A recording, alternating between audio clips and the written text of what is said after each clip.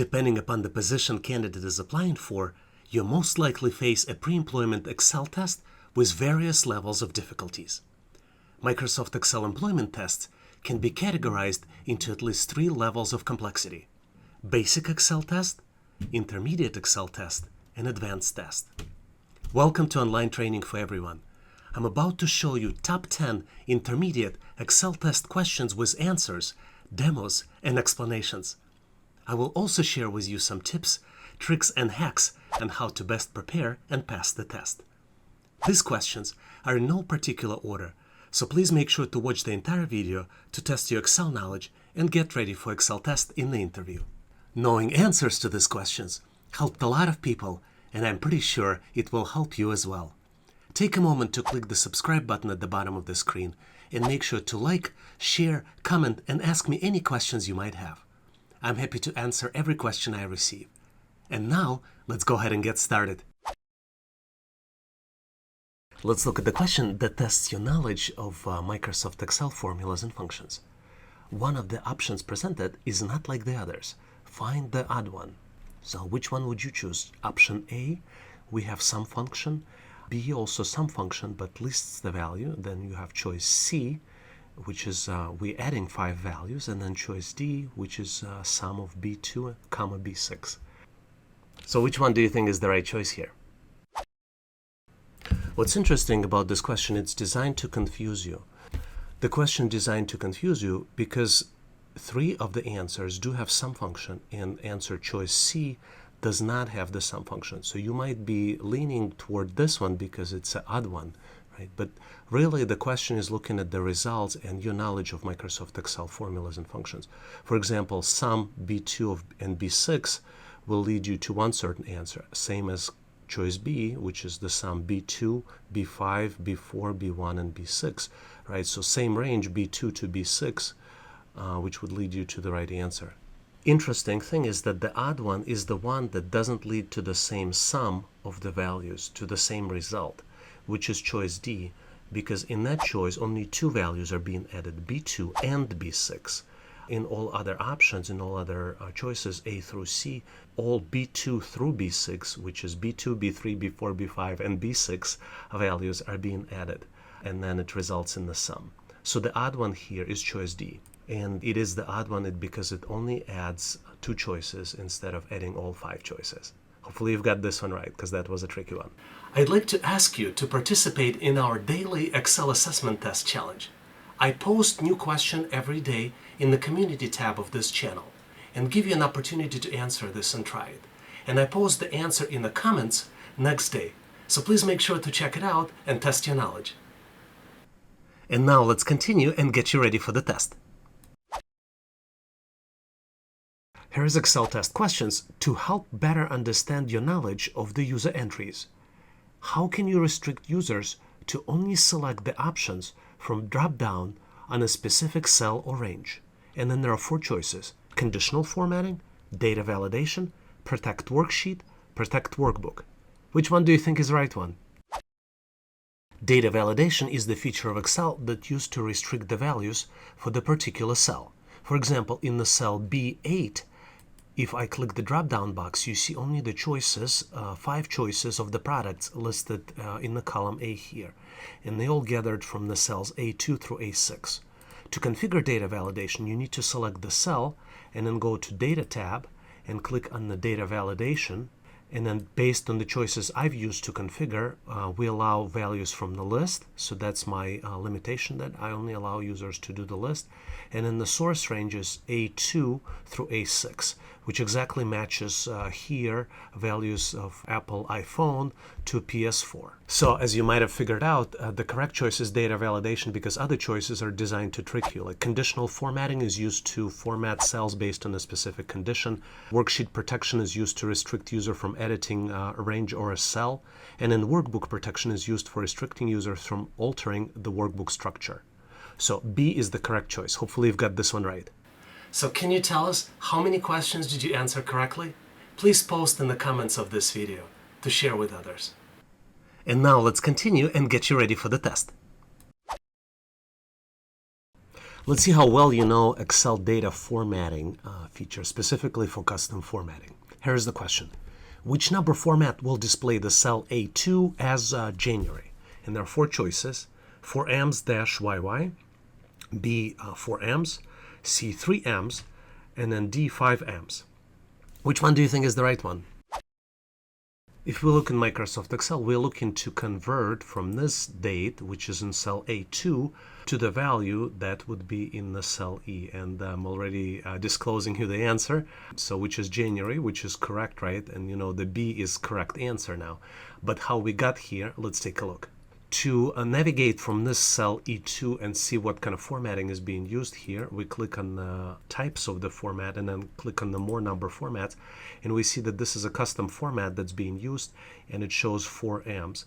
And what you see here, there's a sample box here, right, in this dialog box, and there are multiple ways to get to this particular dialog box.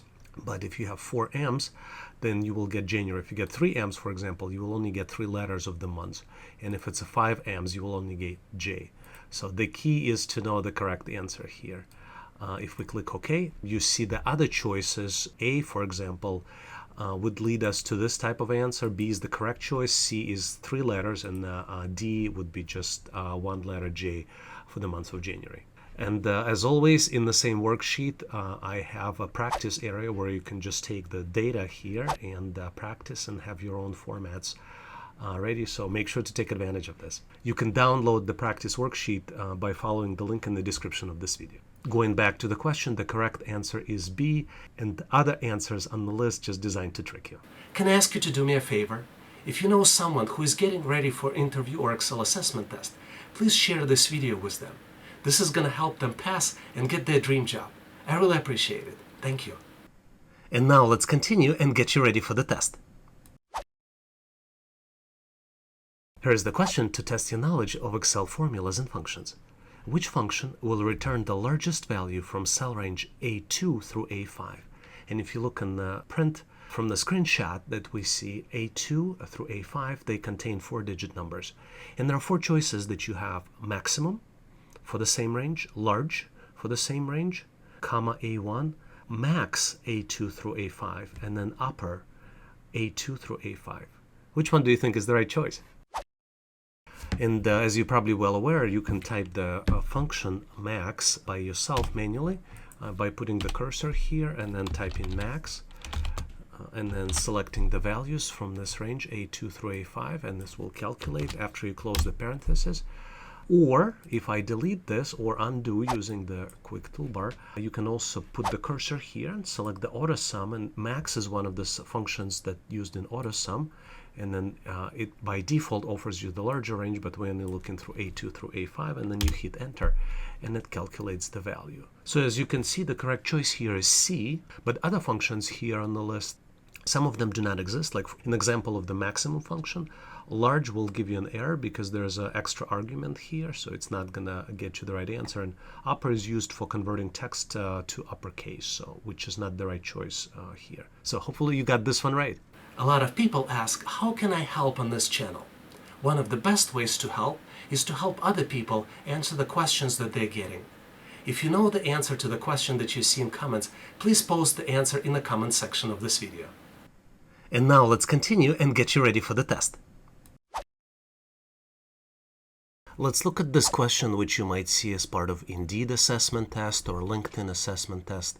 How would you add a chart in a cell to show sales data for the last 12 months? And then there are 4 choices that you're presented with. Add an image of the chart in the cell, add comments and add chart to that, hyperlink to the chart on another sheet, and then the last one, add a sparkline, a graphic that shows a sales graph. Which one would you choose? Which one do you think is the right answer? Let's look at this Microsoft Excel example.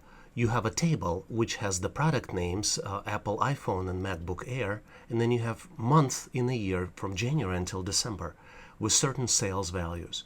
And then you have a space here in one cell where you would need to insert a chart. The best way to represent the data of the sales from January until December would be Sparkline. To insert a Sparkline, you put the value, the cursor on the cell where you would like to insert it, then you click on Insert, and in the Sparkline section there are 3 different choices for Sparkline. So let's start with line. You choose a line and then you select the range, which would calculate the value of Sparkline. And then you put the location range, which is in our case is 04, so which is correct, and we can click OK. And you see that Excel inserted the Sparkline. Another way to insert Sparkline would be to use a bar chart Sparkline, which is a little bit different. Let's go ahead and do it. To do it, we'll put a cursor into the cell 05 and then go to Insert Sparkline, and we'll call it Column Sparkline. And then we'll select the range in the row 5, and then we'll confirm that location would be 05. Click OK, and then you see that this is the bar Sparkline or column Sparkline. Now you have different styles here. You see that the context sensitive menu appeared for Sparkline, and you have different choices. You can indicate high point, negative point, and use other features, maybe marker colors. So play with those features as you answer the questions. You can always download the practice file, which I give with this set of questions. So make sure to take advantage of that so you can have a way, and there's a room for you for the practice files right here in this tab in Excel. As you might have figured by now, the correct answer is D, which is add Sparkline, a graphic that shows in the cell graph. Now, adding an image would not look good as it's not going to be legible, so that's not a valid choice. You also need to understand that the comments in Excel do not have ability to add the charts. And then hyperlinking defeats the purpose of the question, as we're supposed to add chart in a cell. So make sure to pick a Sparkline as a valid choice for this type of question. Hope you've got it right. Now let's look at the typical questions that tests your knowledge of Excel formatting features. Which option can we use if the text in the cell is being cut off and we want to see all the text without increasing the width of the column? And there are 4 choices: wrap text, wrap column, change alignment, and then fill handle. Which one would you choose? Which one do you think is the right answer? If text in Microsoft Excel is longer than the cell itself, for example in the case of cell A5, it continues to flow in the same row. The best way to address this is the wrap text feature. You just need to put your cursor into the specific cell and then click wrap text. And once you do that, the entire text will fit, as Microsoft Excel will extend the cell to fit the size of the text. So this is the wrap feature, and I also have some practice exercises for you. So make sure to download this practice workbook so you can practice answering this question. So the correct answer here is A, which is wrap text. And let's look at other choices that have been presented here in the questions: wrap column, change alignment, and then fill handle, and why they're not the right choices. So wrap column is not a valid feature in Microsoft Excel, and then changing the alignment will only move the alignment of the text, and some text will still be cut off. And then fill handle is used to drag formulas or cell content down, and it's not going to help us. So those choices presented, B through D, are just designed to trick you, and hopefully you pick the right one, which is the A, wrap text. Why you might consider subscribing to this channel. This is one of the fastest way to learn and get prepared for Excel assessment test. Skills you learn are helpful today and in the future. You get answers to your questions. You have opportunity to help other people. And you have experienced professionals who already subscribe to this channel and ready to help you with any answers that you need. And now let's continue and get you ready for the test. Let's look at the question which tests your knowledge of Microsoft Excel charts and graphs. Which chart among the option is the best for showing time-based data? And the key here is time-based data. So as always, with any questions related to Microsoft Excel and Excel test, just pay to every little detail in the question itself. And we have 4 choices: column chart, bar chart, radar chart, and then line chart. Which one would you choose? Which one do you think is the right option? Let's look at some considerations and a little description of the charts, which might be helpful. So column chart creates a bar for each data point. Similar like a column chart, the bar chart also creates a bar for each line of the data. And then radar chart is used for demonstrating the data in 2 dimensions. Now let's go into Excel and look at how would we pick the right answer among these 4 choices. So the correct answer is line chart. And the reason it is a correct answer is because that's the chart that best represents quantities sold over time. So let's look at how you can add the line chart here. So you select the data range, you navigate to insert, and then you pick the line chart tab, and then you have multiple different choices. And then you basically will format the chart after you inserted the type that you like. To this chart on the screen, I added the background. I made the line a little bit thicker, but you see that January through June, it shows the quantities that have been sold and how they increase over time. And the important point is it's not a cumulative number of units sold. It just increases over time. So you see in January we had 2 items sold, and in June it increased to 5 items sold per day. And that's what this chart shows. We go from 2 to 5. And keep in mind there is a practice chart for you, so you can practice generation of the chart, and make sure to download this practice worksheet.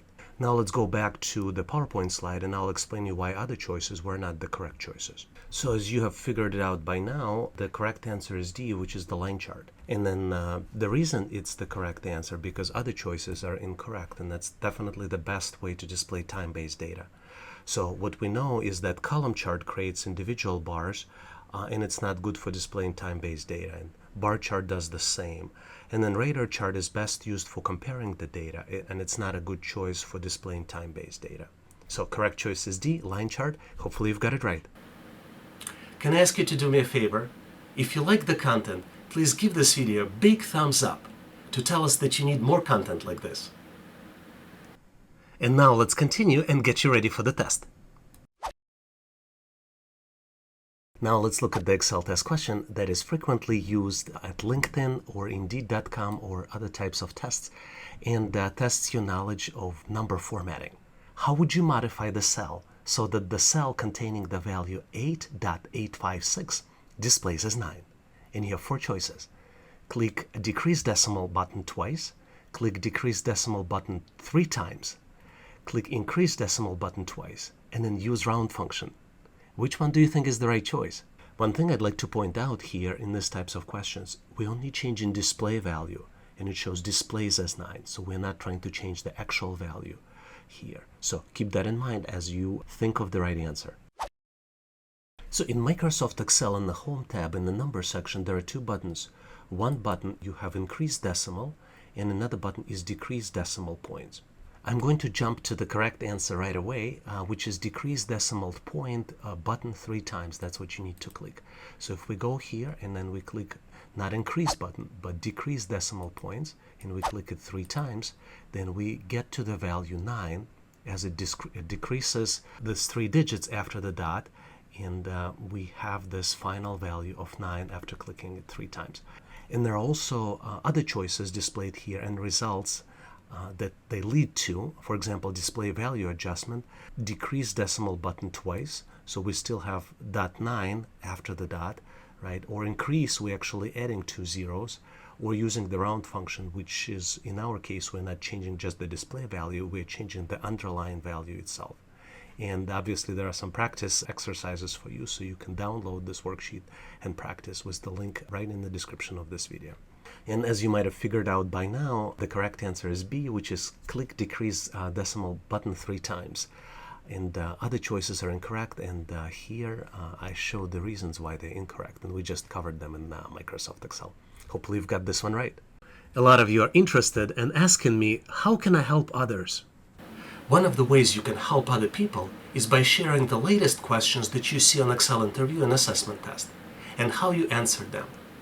Please share the questions you recently encountered in the comment section of this video. If you know the answers, please share them as well. And now let's continue and get you ready for the test. Here's the question that tests your knowledge of how well you know data integration and how well can you write formulas that reference other worksheets in Microsoft Excel. Which formula can be used to get value of a cell A1 from the sheet named value sheet? And then there's an example, value from the value sheet, right? And you have 4 choices. In the first choice, you use value sheet name, exclamation mark A1. In the choice B, you have value sheet minus A1. Choice C, value sheet at A1, and there's no space here, so gotta keep that in mind too. And then choice D is value sheet with the space, and then you have exclamation mark A1. So choices D and A look very similar, but this one has single quotes around the value sheet, and choice A doesn't have single quotes. So what do you think is the right answer here? As you can see here in Excel itself, the correct choice is in single quotes, value sheet, exclamation mark, A1. So let me walk you through the logic here. So we have value sheet tab, right? But because the sheet name has a space, you need to include it into single quotes. And then to reference the value, you always put exclamation mark and then the cell A1, which if we navigate to value sheet would be value right from here, from A1. And there's a practice sheet for you, so you can download this Excel workbook. Just follow the link in the description of this video so you can practice this particular exercise on your own and come up with answers from value sheet as well. And as we go back to the document, you see that the correct choice is value sheet in single quotes A1, which is choice D. And it explains here why other choices are incorrect and what's going to happen if you use those.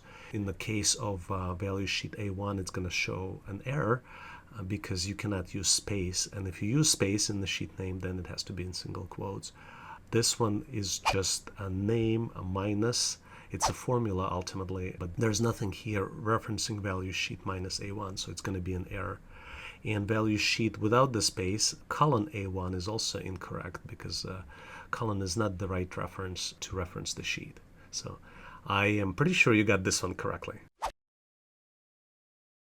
It is very unlikely that you will get away on the test without having a question on VLOOKUP function or its replacements, index and match, or question that will test your knowledge of offset function. So let's look at one of those questions that you might get. Which function can return the cell value which calculates the number of rows and columns away from a base cell? And you have four choices which sound familiar: index, VLOOKUP, offset, and match. Which one do you think is the right one? As you might have figured out by now, the correct function is offset, and if you look here in the syntax, it has three required values: reference, rows, and columns. So we have a reference, which is cell A2, and then we need to do offset by 2 rows and then do an offset by 1 column. So the correct version of the formula will look like this: offset, then we have base reference A2, 2 rows and 1 column. And what's going to happen, it will take this as a base cell and it will calculate location of the new cell, which would be B4 in our calculations, and it will bring the value from B4 into the cell A6. So once I hit enter, it brought the value correctly into the cell A6. Going back to our original question, you see that the choice C is offset, which is the correct choice here. And you can see that index function is not correct. VLOOKUP function is also not correct, and the match function would be incorrect as well because it matches and indexes position of a match in a given row or a column range. I'm pretty sure you got this one right. This was a tough one. This is more of the advanced question, and you need to have a knowledge of index, VLOOKUP, match, and offset, and kind of understand the differences between those four choices. Thanks for watching. Hope you have learned something and had fun at the same time. Please make sure to check out my other relevant videos. I know they helped a lot of people, and I'm pretty sure they will help you as well. Please consider premium resources from our ebook store at howtoanalyzedata.net. It has tons of resources to help you get ready for the interview and assessment test. Also, please make sure to check out for relevant downloads in the description of this video. If you find a mistake in my recommendations, please do not judge us too harshly, as we are only trying to help, but mistakes are unavoidable. Please post the correct answer in the comment section of this video to help people succeed in the test. Take a moment and click the subscribe button at the bottom of the screen, and make sure to like, share, comment, and ask me any questions. I am happy to answer every question I receive. All the best on your interview and assessment test.